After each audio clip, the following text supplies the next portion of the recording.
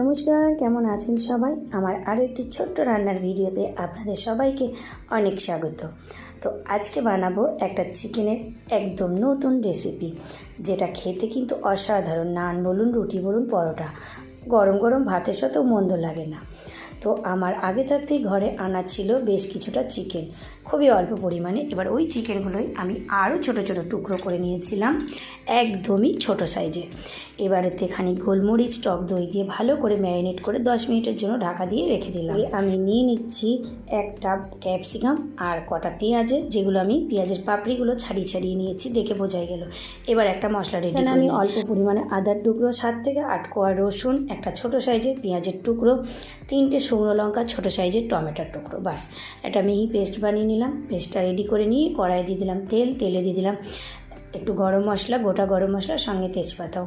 ভাজা হয়ে গেলে একদম লো হিটে গরম মশলাটাকে ভেজে নিয়ে দিয়ে দিলাম রেডি করা মশলা। এর উপরে হলুদ, লবণ সব কিছুই অল্প অল্প করে, 1/2 চামচ মতন ধনে গুঁড়ো, জিরে গুঁড়ো, লঙ্কা গুঁড়ো, সঙ্গে কাশ্মীরি লঙ্কাও কালারের জন্য। এবার মশলাটাকে খুব ভালো করে কষিয়ে নেব যতক্ষণ তেল না ছাড়লো। তেল ছেড়ে গেলে দিয়ে দিলাম ক্যাপসিকাম আর পেঁয়াজের টুকরোগুলো। এবার এই ক্যাপসিকাম আর পেঁয়াজের টুকরোটাও ভালো করে নাড়াচাড়া করে নিলাম মিনিমাম 2 মিনিট মতন। 2 মিনিট পরে দিয়ে দিলাম চিকেনটা, ম্যারিনেট করা চিকেনটা।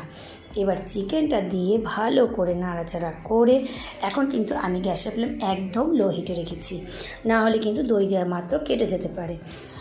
ঢাকা খুলে মিনিমাম 5 মিনিটের জন্য লো হিটে ঢেকে দিয়েছিলাম। 5 মিনিট পরে ঢাকা খুলে নাড়াচাড়া করে আবার ঢাকা দিয়ে দিয়েছিলাম 3 মিনিটের জন্য। আবার ঢাকা খুলে নাড়াচাড়া করে দিয়ে দিলাম, একদম কষা কষা যখন হয়ে গেছে তখন দিলাম একটু গরম জল, 1/2 কাপ মতন। গরম জলটা দিয়ে ভালো করে টকবক করে ফুটে গেলে নামাবার আগে একটু কস্তুরি মেথি দিয়ে নামিয়ে নেব। তো কেমন লাগলো এই ভিডিওটা? আর এটা রুটি বলুন আর নান বলুন, খেতে কিন্তু দারুণ। আর আমার এই ভিডিওটি ভালো লাগলে অবশ্যই চ্যানেলটাকে সাবস্ক্রাইব করে দেওয়ার অনুরোধ রইল। ফেসবুক থেকে দেখলে পেজটিকে ফলো করে দেওয়ার অনুরোধ রইল। দেখা হবে পরের ছোট আরও রান্নার ভিডিওর সঙ্গে। Bye bye.